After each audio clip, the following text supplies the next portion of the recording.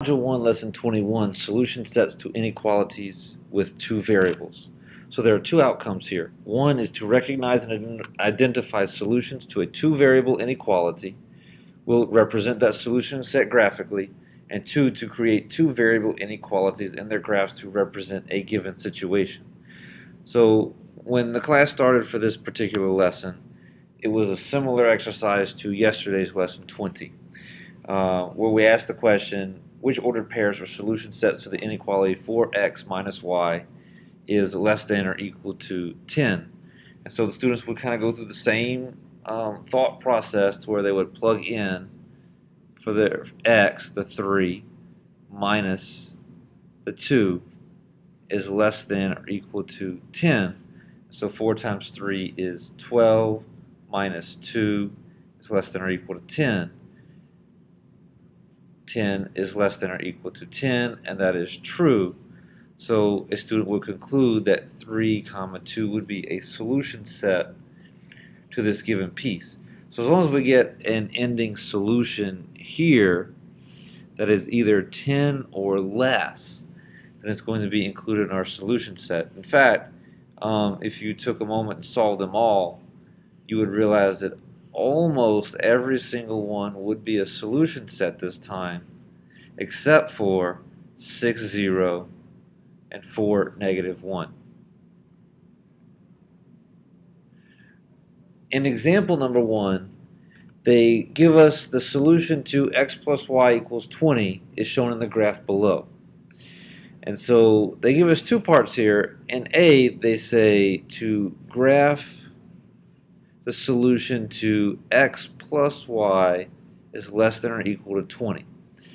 So to represent that, an equation itself is just a straight line. The inequality is going to be the straight line plus anything above or below that particular graph. So in this case, if we look at it a little bit closer, if the y is on the left, one little notion you can think about is looking at this, y is less than, or if I make it a little more concrete,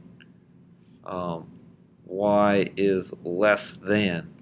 And so that means it will include everything that is below the graph as well. So they will come in and they would shade underneath the line, as so, to represent everything that is less than the y value, or less than 20. So if we looked at this one right here, this one says x plus y is greater than or equal to 20. And so again, focusing on that y is greater than piece. And so then the student will be able to identify and recognize that we're going to shade everything above that line to represent y is greater than 20.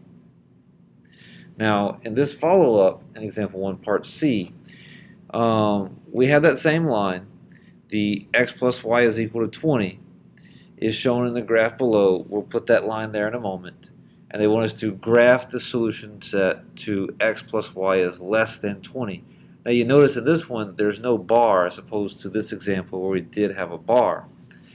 So if I first put my dots to represent my 20s here and then here, the important thing to note is if you've got a less than or a greater than sign, your line that you're going to draw is going to be dashed, as opposed to the previous example. If you had less than or equal to or greater than or equal to, the line was solid.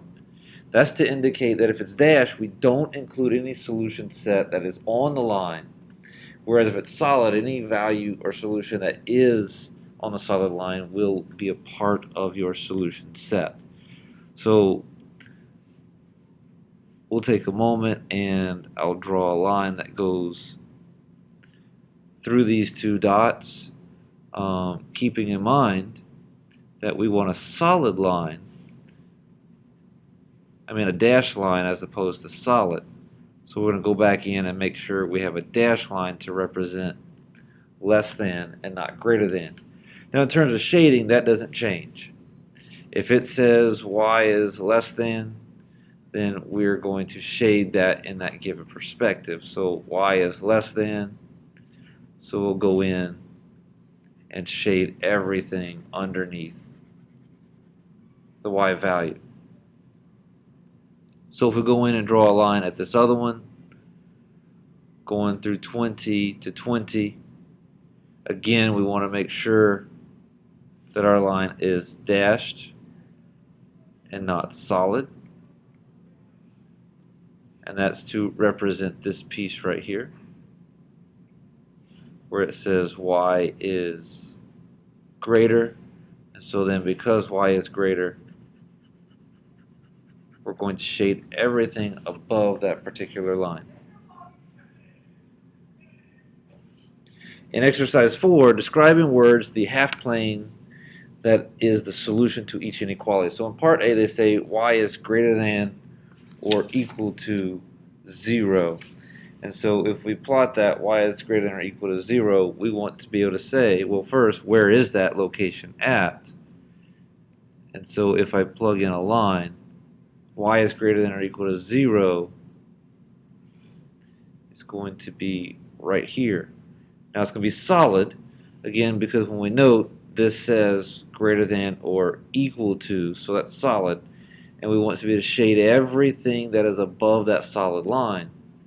So we'll come in and we'll shade this region up here above the particular graph.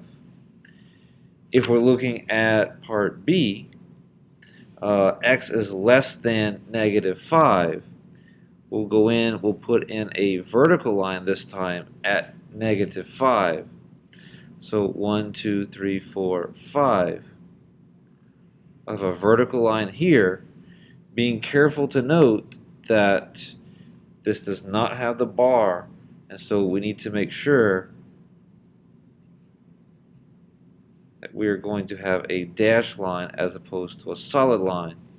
And since we want everything that is less than -5, we're going to shade everything that is over towards the left-hand side.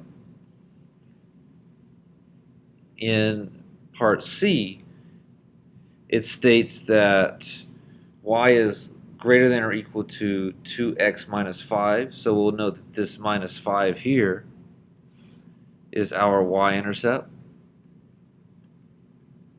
or the place that crosses the y-axis. So we'll put a dot at 1, 2, 3, 4, 5. Our slope is 2 over 1, so we will rise 2 and then run 1. We can go in, we can put a line to represent this location.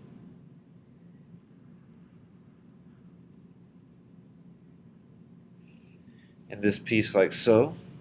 And since it shows that it is greater than or equal to, we'll keep it solid, and we want to shade everything that is above the line. All of this would be a part of our solution set so long as we are up above the line itself, even all the way up close to the line, just like so, all of that region over there. In part D, we look at y is less than 2x plus 5.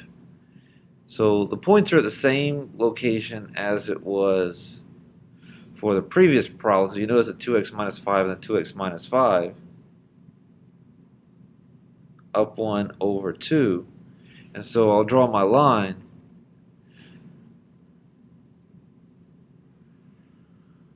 But we want to keep in mind that this time the difference here is we have a less than with no bar. So we want to be able to take that line and make it dashed as opposed to solid. And then we'll go in and shade. It says y is less than. So we're going to shade everything that is below the given graph.